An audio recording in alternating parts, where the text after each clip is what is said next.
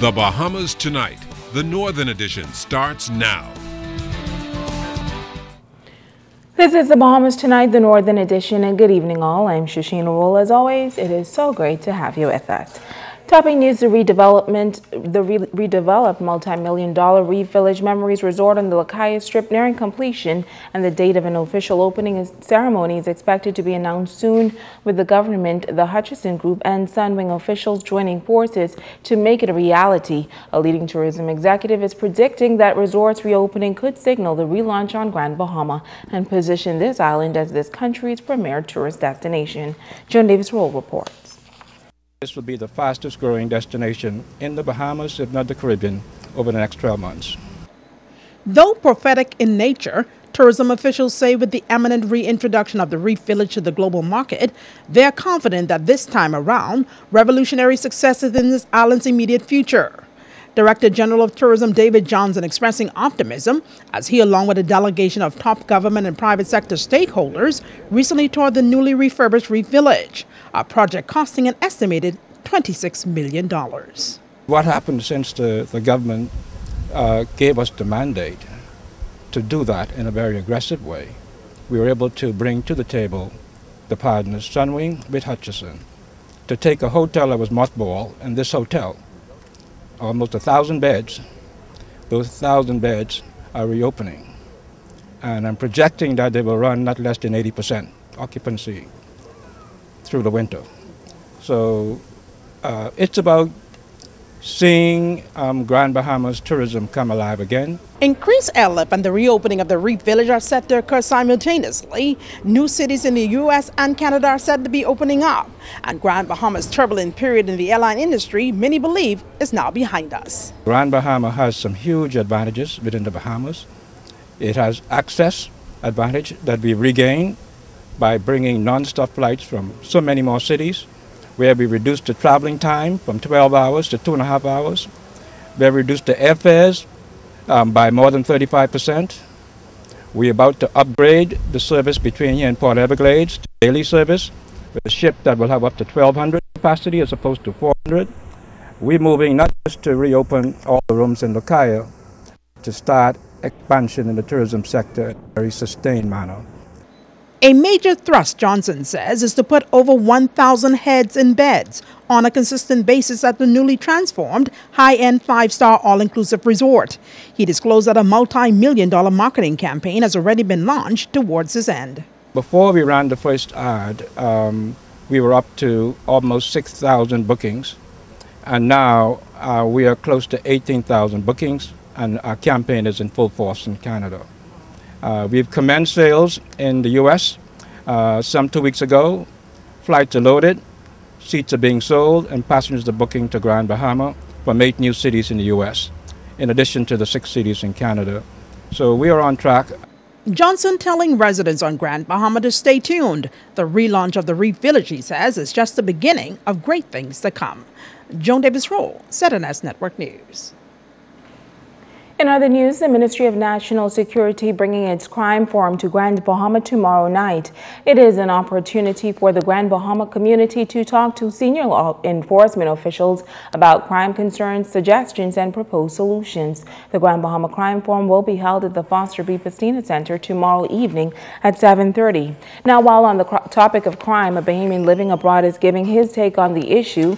The Harvard graduate says crime is a complex issue and a holistic approach must be taken when it comes to the criminal element. Sabrina Brown reports. Psychiatrist and international business consultant Dr. Shawalta Johnson is president of Global Village Group of Companies with offices in Brazil, Ecuador, and New Providence. He's described as a multi-gifted world changer who has worked with celebrities like Oprah Winfrey and government leaders such as the Prime Minister of Ethiopia and the former Vice President of Ecuador. Weighing in on the crime problem here in the Bahamas, Dr. Johnson says it must first be made clear what crime is. We have to stop looking at crime as a cause. Crime doesn't cause anything, crime is an effect. It's just like when you have a cold, the cold is a symptom from something. So most of our talk shows, most of our conversations, most of our press conferences have become superficial. a superficial spectacle, I call it, simply because we are dealing with it as crime is causing something, but it's a symptom. What causes crime is the thing that we should look at. What causes crime is the economy. He says capitalism has created inequality in our society that has contributed to the high rate of crime. Capitalism is an economic scheme that is crashing. Capitalism creates racism, and so the blacks now have become underserved, and the whites have become more the majority rule. We have to call in to question these indifferences. Why are our black males being underserved? Why are they being demonized? And if the monies are not being spread, what do you expect for the young black male to do? He's going to rob, he's going to kill. The Harvard graduate, who also studied political science, has developed an alternative model based on producing a sharing economy. He says this model is already helping Puerto Rico and Ecuador to address their crime issues.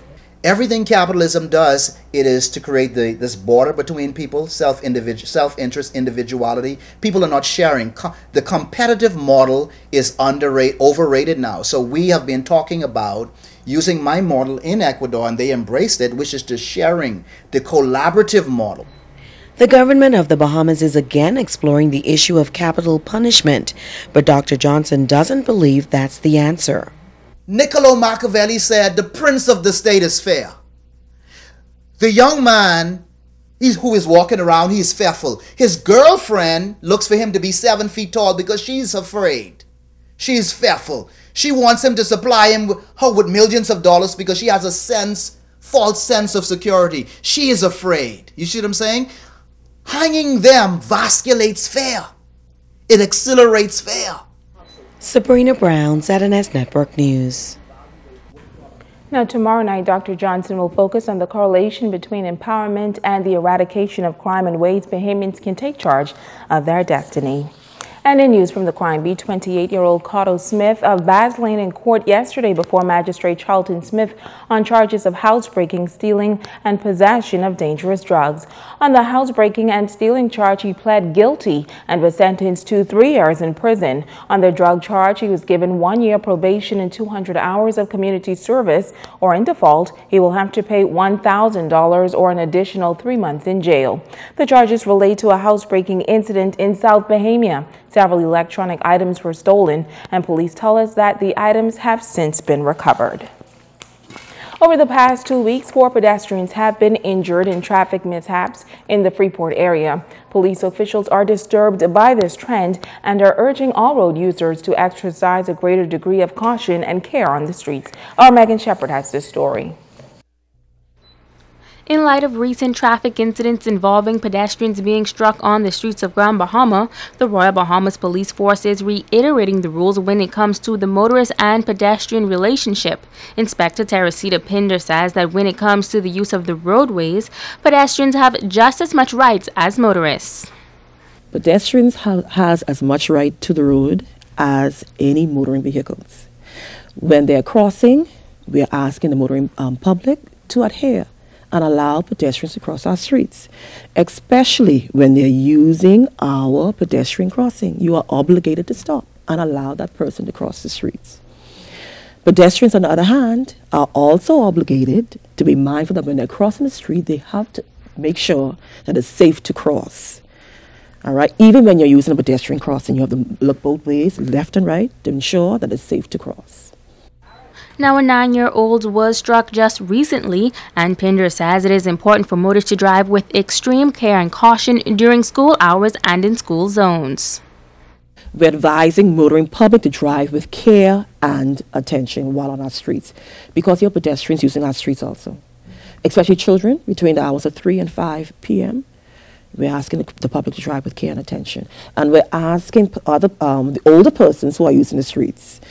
We have, normally you'll see persons of the older age, older persons using our streets, crossing the streets, and sometimes they take a little longer to cross. And, you have to have patience to allow them to cross. And a lot of times, the older person may not use a pedestrian crossing. So, have patience, have a little courtesy to allow them to cross.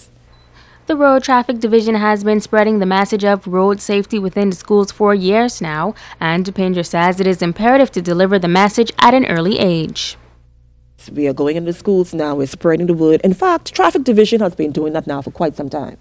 They're very vigilant in going to the schools and speaking to the children regarding the safety on crossing our streets. They're always doing that. In fact, if you look at our TV advertisement, they're still doing it, advertising the safety ways in which how we cross our streets.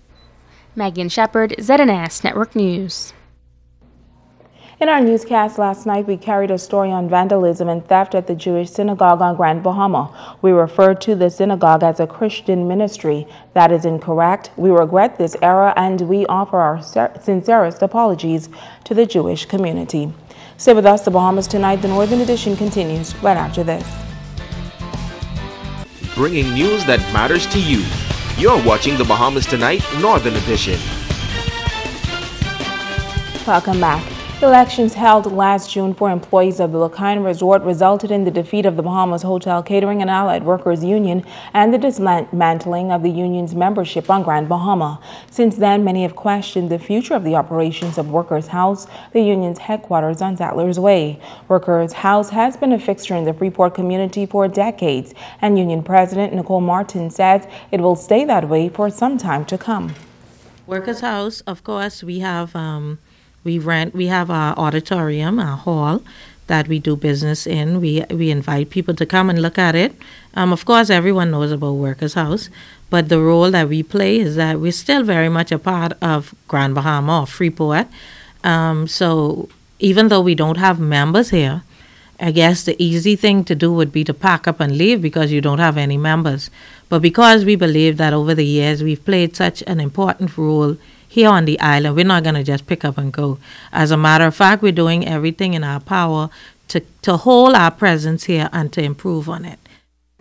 Now, she says there has been no reduction in staff despite the lack of union members. We don't know how we're able to do it, and we're going to hold that position for as long as we can.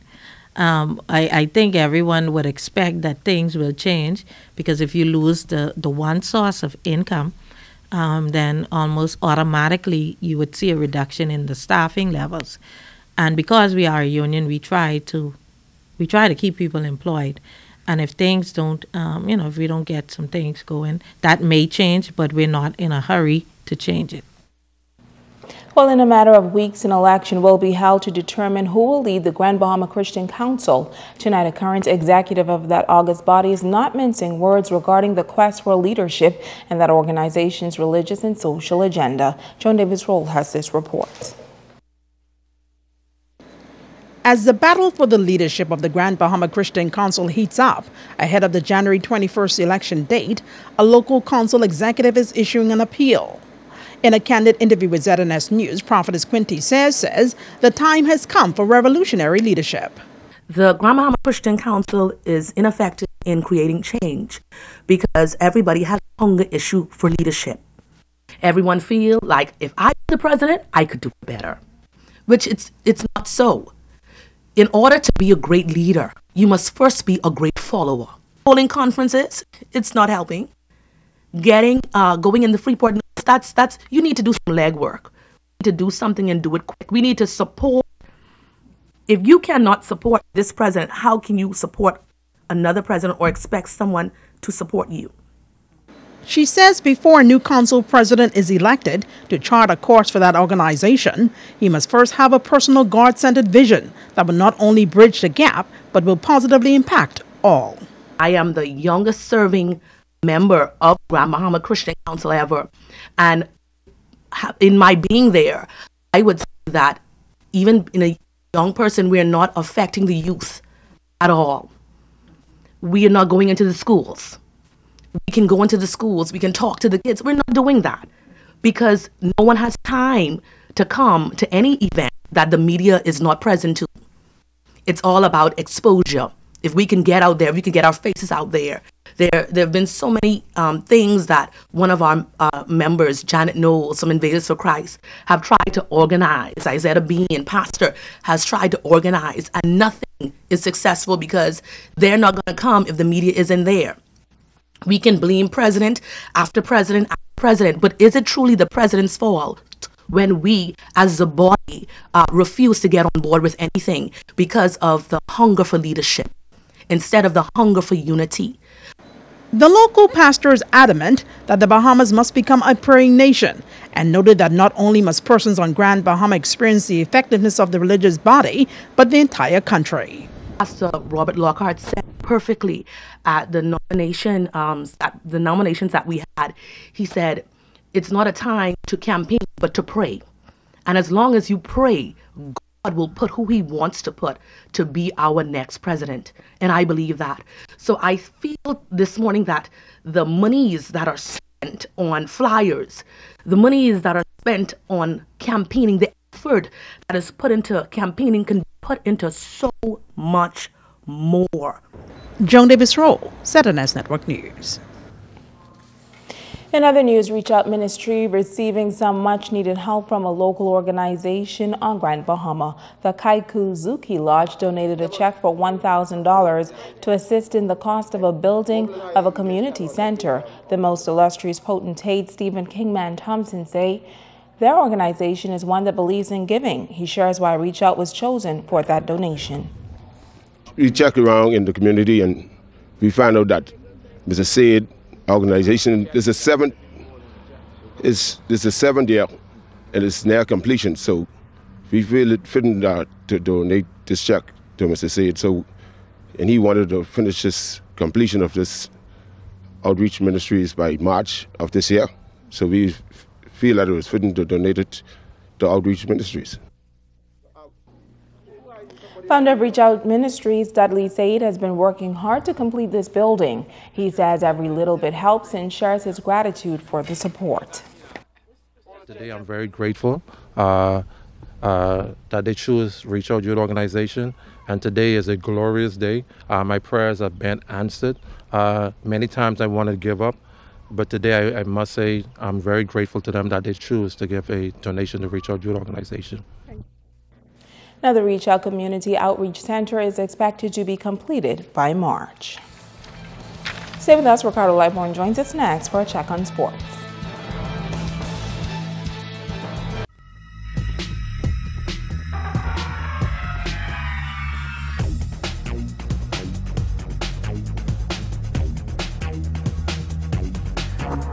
Everybody, and welcome to Sports. I'm Ricardo Lightborn. Little Jerry Trott Jr. is celebrating a birthday today. Yeah, the kid is 3 years old. Remember when he was born? Now he's a grown man ready for college. Here we go. The sport of soccer has finally taken off, and the Caribbean, indeed the world. The S3 Soccer Clinic, folks, is adding to that frenzy. The S3 4th Annual Soccer Clinic will be held at the Bishop Michael Eldon Field January 22nd to the 25th. Tiffany Sweeting says it is a structured event. Each session on Wednesday, Thursday, Friday will be 3:30 to 5:30. We have a panel discussion on Thursday, which we will do immediately after the training session. We'll go into the school's auditorium. We'll have a discussion with all of the coaches, and the coaches will be basically sharing information on how to apply to colleges, what the coaches are looking for, how to be a good student athlete. And I think that's one of the things that our kids really need to get a grip on, because it's not just I'm a great athlete, but I need to be a good student athlete. This is what the coach is recruiting me for, but at the end of the day, I want to accomplish my degree. Athletic ability and strong academic foundation is encouraged as coaches from Ball State University, University of Arkansas Pine Bluff, University of North Alabama, Johnson and Wales University, and Technical Director of the Bahamas Football Association is going to be on Grand Bahama to take part in this clinic. Boys and girls ages 6 to 18. It doesn't matter which school. This is not a Bishop Michael Eldon school function. That was a misconception before. Absolutely not. This is open to everyone on the island. If you want to come from Abaco or Nassau, because I got phone calls last year about it, absolutely, please feel free to come in. All of our information, we have a Facebook page, S3 Soccer Clinic on Facebook. All of the information is there. The registration form is online as well. Contact me, call me, email me. We welcome all of the athletes. The Soccer Clinic is open to boys and girls training sessions and panel discussions. You can also get info on Facebook, or you just simply go to S3 Soccer Clinic. And yes, Wayne Smith says he's on a diet. Won't see that gut by the time he gets to the clinic. The volleyball season is winding down, folks. The GBVA Championship taking center court of the YMCA. The ladies got the opening billing. The Nesbitt Reynolds took on the Pleasant All-Stars in the ladies clash. The Grandma Volleyball Association Championship last night at the Y. Down one and needing a win in the series, the Pleasant All-Stars came out flat, dropping the first set 25-zip. The Nesbitt Reynolds then turned up the heat and took the second set 25-21. The All-Stars, fighting for their playoff life, fought back and took the third 25-20. But the Nesbitt Reynolds would not have it and took the fourth set 25-22 for the ladies' championship win. In the co-ed finals, the Bebe All-Stars took game one and the advantage to them as they took on the Bakers boys. Bebe's wasted very little time with the boys and put them away 25-19, 25-14, 25-22. They have the title.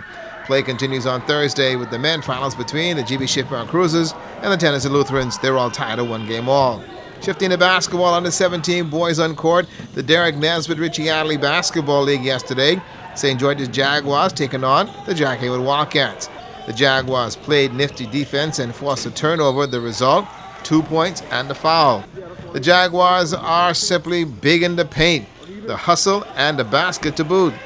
Jack Haywood had a number of opportunities to take the game over but failed to cash in.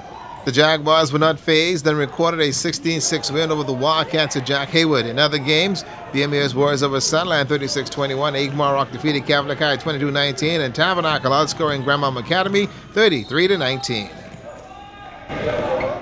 And let me there, little JT trot down there and Andrew say he's celebrating today. Man, listen, send my cake.